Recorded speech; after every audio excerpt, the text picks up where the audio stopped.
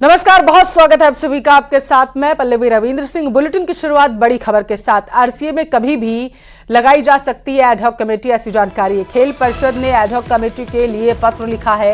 Registrar सहकारिता को यह पत्र लिखा गया है। वैभव गहलोत के नेतृत्व वाली कार्यकारिणी को भंग करके लगाई जा सकती है एडहॉक कमेटी। तो इस वक्त की बड़ी खबर आप तक पहुंचा रहे। आरसीए में जो विवाद उत्पन्न हुआ था उसके बाद ये बड़ी खबर सामने निकल कर आ पा रही है। कार्यकारिणी को भंग करके एडहॉक कमेटी जो है वो लगाई जा सकती है, ऐसी जानकारी सामने निकल कर आ पा रही है। बताया जा रहा है कि ये जो एडहॉक कमेटी जो लगाने की बात कही जा रही है, इसका फैसला किसी भी वक्त लिया जा सकता है। तो इस वक्त की सबसे बड़ी खबर आप तक पहुंचा रहे हैं आरसीए से जुड़ी हुई। कभी भी एडहॉक कमेटी लगाई जा सकती है। खेल परिषद ने ये फैसला लिया है, पत्र लिखा गया है। हालांकि रजिस्ट्रार सहकारिता को बताया जा रहा है कि ये पत्र जो है वो लिखा गया है और मांग ये की गई कि एडहॉक कमेटी जो है वो लगाई जाए। जानकारी ये है कि इसका फैसला किसी भी वक्त लिया जा सकता है।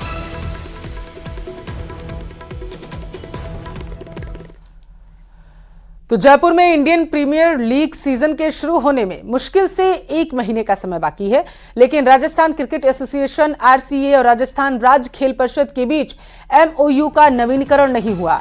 दोनों संस्थाओं के बीच 22 फरवरी 2018 को एमओयू की 5 साल की अवधि समाप्त हो गई। मैदान के साथ साथ सवाई मानसिंह स्टेडियम के उत्तर और दक्षिण ब्लॉक को उपयोग अब नहीं किया जा सकता, जिसके लिए आरसीए और परिषद दोनों सरकार के निर्देशों का इंतजार कर रहे हैं। बताते चले कि आईपीएल फ्रेंचाइजी जयपुर में 5 घरेलू मैच का आयोजन करेगी।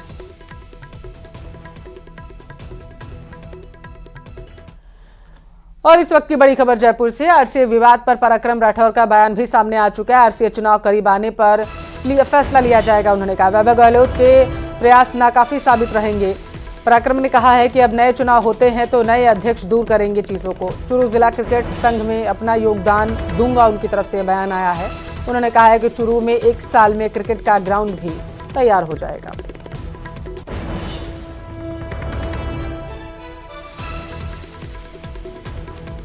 आप कह रहे हैं कि टेन्योर खत्म हो रहा है। मेरे को बहुत ज्यादा इसकी जानकारी नहीं है कि एक्चुअल कब टेन्योर खत्म हो रहा है, लेकिन आज मेरे को ये लगता है कि जिस तरह का अभी कह रहे हैं आगाज होने वाला है चुनाव का, आचार संहिता लगने वाली है, उस बीच आरसीए के चुनाव कितने मुलाजमी है कि होना, ये मेरे को इसका इतना पूरी समझ नहीं है कि आचार संहिता के अंदर चुनाव हो सकते हैं नहीं हो सकते। आरसीए चुनाव का भी एक प्रोटोकॉल है, उसमें भी आपको इसको नोटिफाई करना पड़ता है, फिर नॉमिनेशन। अलवर का रुख करेंगे। बीफ मंडी कांड में किशनगढ़ बास पुलिस की कार्रवाई देखने को मिली है। बरसंगपुर के बीहड़ों में बीफ मंडी चलाने वाले 4 लोगों को अरेस्ट किया गया। पूर्व में भी 5 आरोपियों को गिरफ्तार किया जा चुका है। पुलिस ने साहुन रहीस कामिल सद्दाम को गिरफ्तार किया। आरोपी साहुन पर 2000 का इनाम था और ततारपुर थाने का टॉप 10 बदमाशों में से ये एक है।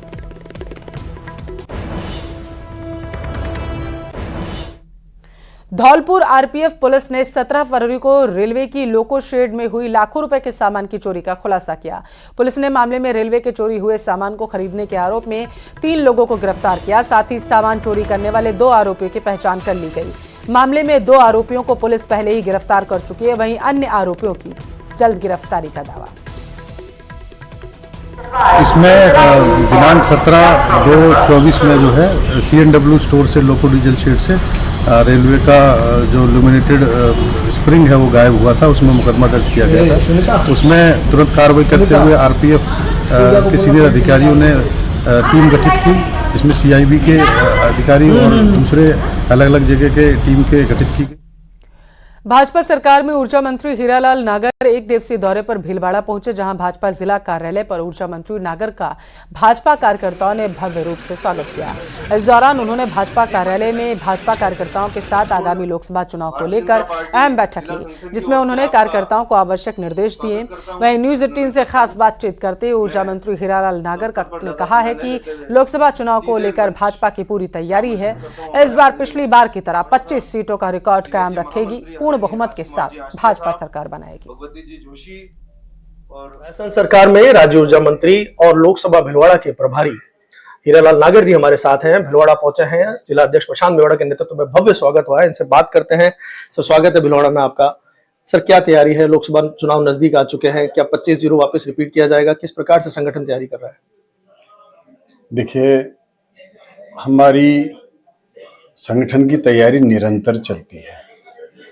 चुनाव नजदीक हो तब भी और चुनाव दूर होते हैं तब भी। राजस्थान में हम पहले भी 25 की 25 सीटें जीते थे, तब हमारी यहाँ सरकार नहीं थी, विपक्ष में रहते हमने 25 सीटें जीती थी। इस बार हम सरकार में हैं तो निश्चित है इस बार और अधिक बहुमत से 25 सीटें तो जीते ही सही, लेकिन उसके बहुमत का अंतर, मतदान का अंतर और मत प्रतिशत का अंतर बहुत बड़ा होगा।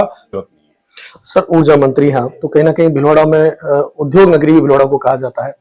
पिछले कई सालों से कई उद्योग पलायन भी कर गए हैं ऊर्जा की कमी के कारण। गर्मी का सीजन भी आ रहा है, तो कहीं ना कहीं जो बिजली कटौती होती है, कोयले की जो कमी लगातार बनी रहती है, क्या इस बार ऐसा कुछ नहीं होगा? ऐसा क्या किया जाएगा जो आम जनता को राहत मिल सके, भीलवाड़ा के उद्योगों को राहत मिल सके? देखिए, भीलवाड़ा का उद्योग निश्चित रूप से बहुत महत्वपूर्ण है और औद्योगिक क्षेत्र में भीलवाड़ा ने जो प्रगति करी है उसको ध्यान में रखना, यहाँ की समस्याओं का समाधान करना सरकार की जिम्मेदारी है। कि जो समस्याएं हैं उसका भी हम समाधान करेंगे और उनको निरंतर निर्बाध बिजली मिले, तो उसके लिए भी पूरा प्रयास करेंगे। वीडियो जर्नलिस्ट अंकुर सनाटी के साथ राहुल कौशिक, न्यूज़ 18 भीलवाड़ा। टोंक में आज जयपुर कूच कर रहे किसानों को पुलिस ने रोक लिया। बड़ी संख्या में किसान बनास पुलिया के पास चिरौंज मोड़ पर पड़ाव पर बैठ गए। रोड पर किसानों के पड़ाव के बाद बैरिकेडिंग के साथ भारी पुलिस बल और प्रशासनिक अधिकारी मौके पर पहुंचे और किसानों से वार्ता की, लेकिन फिलहाल हल नहीं निकल पाया। सभी किसान रामपाल जाट की अजमेर में हिरासत का विरोध कर रहे हैं। टोंक जिले में बीसलपुर बांध के विस्थापित सुविधाओं की लंबे समय से मांग की जा रही, वहीं इसरदा बांध के डूब क्षेत्र के किसानों के मुआवजे को लेकर लड़ाई चल रही है। किसान अब रामपाल जाट की रिहाई से पहले किसी वार्ता को तैयार नहीं, क्योंकि हमारी प्रथम मांग है कि ऐसा एक ही नियम, एक ही संविधान होना चाहिए। और मोदी जी ने भी कह रखा है, क्योंकि बीसलपुर वालों 6 बीघा जमीन दे दी, हमारे क्यों नहीं, और वहाँ प्लाट दे दिया, हमारे क्यों नहीं। हाँ, तो और हमारे को क्या है कि यहाँ इधर फसल का मुआवजा नहीं मिला और फसल को नष्ट कर रहे हैं, इसलिए पुलिस ने यहाँ रोका है। आगे क्या रणनीति है? आगे रणनीति ऐसा है कि अगर हमारी पूरी मांगे हैं, अगर नहीं मानी गई तो हम किसान भाई सब मिलकर तो इतनी से न जाने 27 गाँव से 35 गाँवों से न जाने कितने आएंगे। देखिए, जो टोंक जिले के किसान हैं इनकी कुछ डिमांड्स हैं, मुआवजे को लेके और एमएसपी को लेके और अन्य डिमांड्स हैं। तो इस संबंध में कल सुबह एसडीएम साहब के लेवल पे इनसे वार्ता की गई थी। उसके बाद कलेक्ट्रेट में एडीएम साहब जो हैं उन्होंने इनके जो प्रतिनिधि मंडल है उससे काफ़ी सकारात्मक बातचीत हुई थी। 2 घंटे तक मीटिंग चली थी और ये लगभग जो लोकल इश्यूज़ हैं उनको लेकर लगभग ये संतुष्ट थे, जो अब तक इनके लिए प्रयास किए गए हैं। भारतीय सेना के बैटल एक्स डिवीजन ने जैसलमेर की पोखरण फील्ड फायरिंग रेंज में एंटी टैंक गाइडेड मिसाइल के साथ टारगेट को हिट किया। फायरिंग रेंज में 2 दिन रात दोनों समय के लिए इस अभ्यास को सफलतापूर्वक अंजाम दिया गया। भारत में ही बनी एंटी टैंक गाइडेड मिसाइलों का सफलतापूर्वक परीक्षण कर इसकी क्षमता का आकलन किया गया। भारतीय सेना की बैटल एक्स डिवीजन के सैनिकों ने पैदल चलकर इस मिसाइल को पोर्टेबल सिस्टम से फायर किया। यह मिसाइल एक निर्देशित मिसाइल है जिसे टैंकों को नष्ट करने के लिए डिजाइन किया गया और यह एक उच्च पूर्व plosive anti tank heat war head का उपयोग करता है। भीषण गर्मी के दौरान भी इसे कहीं भी सतह से सतह तक मारा जा सकता है। इस एंटी टैंक गाइडेड मिसाइल को ट्राइपॉड से भी लॉन्च किया जा सकता है। इस मिसाइल का वजन 15 किलो है और इसकी रेंज 2.5 किलोमीटर के आसपास है। इसका परीक्षण सफलतापूर्वक किया गया।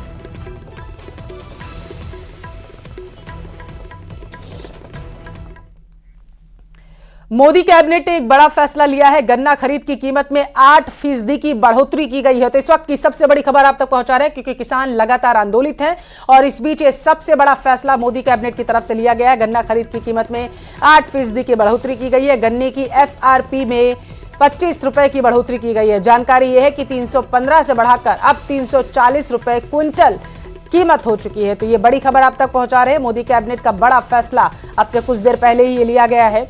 गन्ना खरीद की कीमत में 8% के आसपास बढ़ोतरी की गई है। जानकारी ये है कि 25 रुपए की बढ़ोतरी है, यानी कि अब ये बढ़कर जो 315 रुपए क्विंटल के हिसाब से होता था, अब उससे ये बढ़ोतरी हो गई है। तो बताते चलें कि आज फिर से किसानों ने दिल्ली कूच की चेतावनी दी थी और इस दौरान बॉर्डर्स पर उन्हें रोकने का भी प्रयास किया गया था। और इसके पहले बताते चलें कि देर रात बॉर्डर्स पर जैसे ही ये फैसला लिया गया मोदी कैबिनेट की तरफ से तो सुरक्षा व्यवस्था चाक चौबंद कर दी गई थी। विधानसभा अध्यक्ष वासुदेव देवनानी अजमेर दौरे पर रहे और इस दौरान देवनानी ने सड़क, पानी, बिजली, सीवरेज, ड्रेनेज समेत कई योजनाओं के बारे में जानकारी दी। शहर के वार्ड 8 में सड़क निर्माण का शुभारंभ करने पहुंचे देवनानी ने कहा है कि अजमेर का सर्वांगीण विकास किया जाएगा, जिसमें विकास की गति को योजनाबद्ध तरीके से आगे बढ़ाया जाएगा, जिसके लिए अजमेर में कोई धन की कमी नहीं आएगी।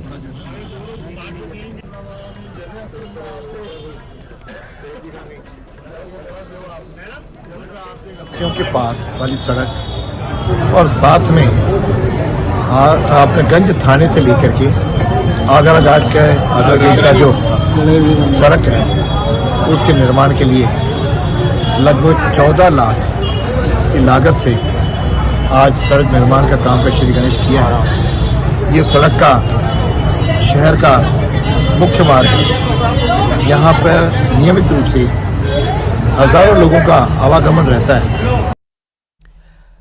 कोटा के रामगंज मंडी में शिक्षा मंत्री और उद्योग मंत्री ने शल्य चिकित्सा शिविर का उद्घाटन किया। यह शिविर 8 दिनों तक लगाया जाएगा। शिविर में पहले दिन करीब 1750 पंजीयन किए गए, जिनमें 200 से ज्यादा मरीजों का ऑपरेशन चिन्हित कर भर्ती कराया गया। इस दौरान मदन दिलावर और राजेंद्र राठौर ने मरीजों से कैंप व्यवस्था, ओपीडी और मेडिकल स्टाफ के बारे में जानकारी ली, साथ ही मरीजों से उनकी बीमारी के बारे में जाना। बताते चले कि 23 फरवरी से ऑपरेशन शुरू किए जाएंगे, जिसके बाद 5 दिन मरीजों को भर्ती कर देखभाल किया जाएगा। जन जन का स्वास्थ्य बेहतर रहे उसकी चिंता करते आज मदन जी दिलावर मेरे विधानसभा में साथी, मंत्रीगण, मंत्री परिषद के अंदर मेरे साथी, इतना शानदार यहाँ पर एक मोबाइल चिकित्सा कैंप लगा है, जो मुझे हाल ही में पता चला अकेली एक ऐसी यूनिट है पूरी राजस्थान के अंदर जो मोबाइल चिकित्सा कैंप लगाती है। और यहाँ पर हजारों की संख्या के अंदर आँख का इलाज करने के लिए आए हुए हैं।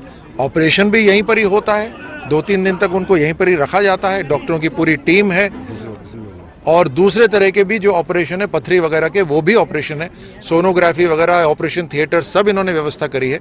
इस तरह के मैंने मदन साहब ने बताया कि कम से कम 14 कैंप ये लगा चुके हैं। तो मैं मदन साहब को बहुत बहुत बधाई देता हूँ, इस मोबाइल यूनिट को बहुत बहुत बधाई और शुभकामनाएं देता हूँ। गुड़ामलानी के आलपुरा में आलमजी महाराज मंदिर में 3 दिवसीय प्राण प्रतिष्ठा महोत्सव में सीएम भजन लाल शर्मा पहुंचे। इस दौरान हेलीपैड पर केंद्रीय मंत्री कैलाश चौधरी और मंत्री के विश्नोई समेत कई जनप्रतिनिधियों ने सीएम को गुलदस्ता भेंट कर स्वागत किया। इस दौरान सीएम ने आलमजी महाराज मंदिर में पहुंचकर पूजा अर्चना की, साथ ही महंत सुमेर भारती महाराज से आशीर्वाद लिया। सीएम ने कहा है कि यहाँ के मलानी घोड़ों की पहचान पूरे देश में, दुनिया में हमारी संस्कृति की अनूठी पहचान। पार्टी की इस सरकार ने किया है। मित्रों, मैं आपसे निवेदन करना चाहता हूं, आपके बीच में हमारे कार्यकर्ता गए हैं, चाहे वो हमारा बूथ का अध्यक्ष हो या मंडल का अध्यक्ष हो या हमारा जिले का अध्यक्ष हो, जिले के पदाधिकारी हो, मंडल के पदाधिकारी हो या हमारा कोई भी जनप्रतिनिधि हो, आपके बीच में जो वायदा करके आए हैं, मैं आपको विश्वास दिलाना चाहता हूं, आपके एक एक वायदे को हमारी ये सरकार पूरा करेगी, ये मैं आपको विश्वास दिलाता हूं। मित्रों, मैं आगे शुभकामनाएं भी देता हूं कि इस तरह के आयोजन हमारे आने वाली पीढ़ी को इंगित करते हैं, आगे उनको सिखाते हैं। हमारी संस्कृति, हमारा विचार कैसे बढ़े, युवा हमारी संस्कृति को आगे किस तरह से जाने। मुख्यमंत्री दिव्यांग स्कूटी वितरण समारोह जयपुर में आयोजित हुआ। गांधीनगर स्थित सावित्रीबाई फूले छात्रावास में आयोजित कार्यक्रम में उप मुख्यमंत्री दिया कुमारी और सामाजिक न्याय अधिकारिता मंत्री अविनाश गहलोत ने 60 दिव्यांगों को स्कूटी वितरित की। इस मौके पर दिया कुमारी और अविनाश गहलोत ने कहा कि योजना में चयनित सभी बचे हुए पात्र व्यक्तियों को भी जल्द ही स्कूटी दी जाएगी। के लिए चाहे सीसीटीवी कैमरास हो, चाहे मार्शल आर्ट्स को स्पोर्ट्स कोटे में शामिल करने की बात हो, चाहे हर जगह पे हर पुलिस स्टेशन में महिला हेल्प डेस्क लगाने की बात हो, बहुत सारी ऐसी हम लोगों ने घोषणाएं की हैं इस बार जो हमारा वोट ऑन अकाउंट बजट हुआ था। और आगे आने वाले समय में भी महिला सुरक्षा, जो कि बिल्कुल ही जीरो थी पिछली सरकार में, उस पर हम लोग ध्यान देंगे क्योंकि बहुत जरूरी है हमारी महिलाएं राजस्थान में सुरक्षित अपने आप को महसूस कर सकें। देखिए, ये देश की जनता ने तय किया है, राजस्थान की जनता ने तय किया कि देश में 400 के पार और राजस्थान में 25। ये लक्ष्य हमने तय नहीं किया, ये राजस्थान देश की जनता ने तय किया। इस बार का चुनाव होगा वो देश की जनता लड़ेगी और प्रधानमंत्री मोदी जी को तीसरी बार यशस्वी कार्यकाल के लिए चुनेगी। और मैं आपको पूरे विश्वास के साथ कह सकता हूँ कि आजादी के अमृत काल में जब हम 5वीं सबसे बड़ी अर्थव्यवस्था तो 2029 तक तीसरी सबसे बड़ी आर्थिक शक्ति खड़ा होंगे, तो कहीं न कहीं मैं प्रदेश की जनता से आह्वान करता हूं कि आइए राजनीति से ऊपर उठकर, जातिवाद से ऊपर उठकर, परिवारवाद से ऊपर उठकर। अब बात जल संधि की। ताजेवाला हेड से पेयजल के मामले पर भजनलाल सरकार की तेज एक्शन देखने को मिला। राजस्थान और हरियाणा की डीपीआर के एमओयू के तुरंत बाद नोएडा में आज बड़ी बैठक हुई। यह बैठक यमुना रिव्यू कमेटी के साथ हुई है। बैठक में केंद्रीय जल शक्ति मंत्री गजेंद्र सिंह शेखावत समेत हरियाणा सरकार के आला अधिकारी मौजूद रहे। गजेंद्र सिंह शेखावत ने हरियाणा के सीएम मनोहर लाल खट्टर और सीएम भजनलाल शर्मा का धन्यवाद दिया। उन्होंने कहा है कि अंडरग्राउंड पाइपलाइन से पानी ट्रांसफर होगा और रिवर हेल्थ की जिम्मेदारी भी हमें लेनी होगी। आखिरी बैठक में हम सब साथ में बैठे हैं और ये समझौता राजस्थान और हरियाणा के बीच लंबे वक्त से लटका हुआ था। जो प्राइमरी इन सब विषयों पे कंसेंसस बनाने के लिए बातचीत करता है, उसकी निरंतर कालानुक्रम में बैठकें होती रहती हैं और उसकी बैठकों के साथ ही विभिन्न स्टेक होल्डर स्टेट्स के बीच में जो लंबित विषय है वो सब पर चर्चा होती है, उनका निस्तारण भी होता है, उन पर काम भी होता है, उन पर आगे प्रगति। जिले के भिवाड़ी में गंदे पानी की निकासी को लेकर राजस्थान और हरियाणा पुलिस आपस में भिड़ गई। इस दौरान हरियाणा पुलिस का एएसआई रविका दबंगई करते नजर आया। उसने नाकेबंदी के लिए लगाई गई कुर्सियों को भी पटक दिया और वहां लोगों के जो मौजूद थे उनसे भी बदसलूकी की।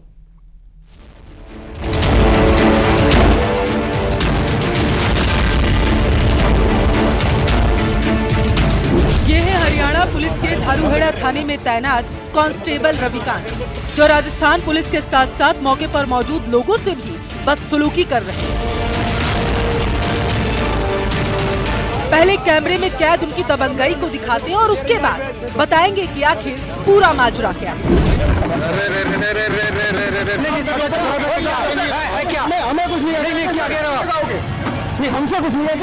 कांस्टेबल रविकांत की दबंगई उस वक्त पेश आई है जब राजस्थान और हरियाणा पुलिस की भिवाड़ी बाईपास पर भरे गंदे पानी को लेकर बहस हो रही है।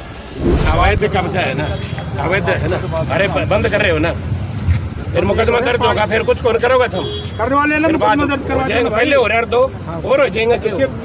क्यों होगी मुकदमा दर्ज? ठीक है, सुन क्या करे तो आप हमसे क्यों कह रहे हो? अधिकारी कह रहे हैं, आप बैठे हो यहाँ, आपके अधिकारी यहाँ तो आप जो मेरे एसएचओ रहे ना उनसे बैठा कौन है? एसएचओ बैठा। इसी बीच रविकांत बेकाबू हो गए और कुर्सियों को लात मारकर फेंकते हुए नजर आए। इतना ही नहीं, राजस्थान पुलिस ने नेशनल हाईवे 919 पर वाहनों को बाईपास से डायवर्जन के लिए जो बैरिकेड्स लगाए थे उन्हें भी हटा दिया। आप सड़क पे खड़े पर दबंगई का आलम ये था कि कांस्टेबल रविकांत राजस्थान पुलिस के साथ साथ वहां मौजूद मीडिया कर्मियों से भी बदतमीजी करते दिखाई दी। जब उनका विरोध किया गया तो कांस्टेबल रविकांत मीडिया कर्मियों से भी लड़ने के लिए तैयार दिखे। है क्या? हमें कुछ नहीं क्या कह रहे हो आप? नहीं, हमसे कुछ नहीं कह सकते आप उनसे कुछ ही बोलो। आप प्रशासन से बात कीजिए, प्रशासन से बात कीजिए, हमारा काम है, हमारा काम कर रहे हैं। भिवाड़ी पुलिस के जवानों ने इसकी सूचना तुरंत ही उच्च अधिकारियों को दी, जिसके बाद यूआईटी थाना अधिकारी सचिन शर्मा मौके के लिए रवाना हुए। आरोप है कि हरियाणा पुलिस के कांस्टेबल रविकांत ने उनसे भी बदसलूकी की, जिसके बाद मामले की गंभीरता को देखते हुए तुरंत ही खैरथल तिजारत जिला कलेक्टर अर्तिका शुक्ला को जानकारी दी गई। हालात तनावपूर्ण तब तक बन चुके थे। आपको बताते चले कि भिवाड़ी बाईपास पर पिछले 8 महीने से जल भराव की समस्या है। आरोप है कि हरियाणा प्रशासन ने भिवाड़ी की कंपनियों से निकलने वाले गंदे पानी को बॉर्डर पर रैंप बनाकर रोक दिया, जिसके चलते ये समस्या पेश हो रही। लेकिन बुधवार दोपहर को गंदे पानी को लेकर राजस्थान और हरियाणा पुलिस आमने सामने आ गए। अलवर से राजेंद्र शर्मा, न्यूज़ 18 राजस्थान।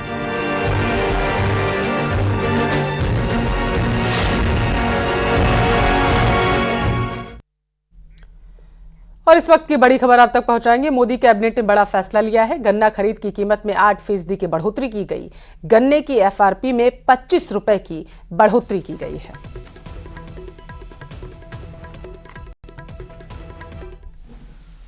वो गन्ना सीजन जो आगामी गन्ना सीजन है उसके लिए जो मूल्य तय करने का निर्णय किया गया है, 1 अक्टूबर 2024 से लेकर 30 सितंबर 2025 की अवधि में चीनी मिलों द्वारा किसानों को गन्ने का उचित और लाभकारी मूल्य यानी कि एफआरपी निर्धारित किया गया है।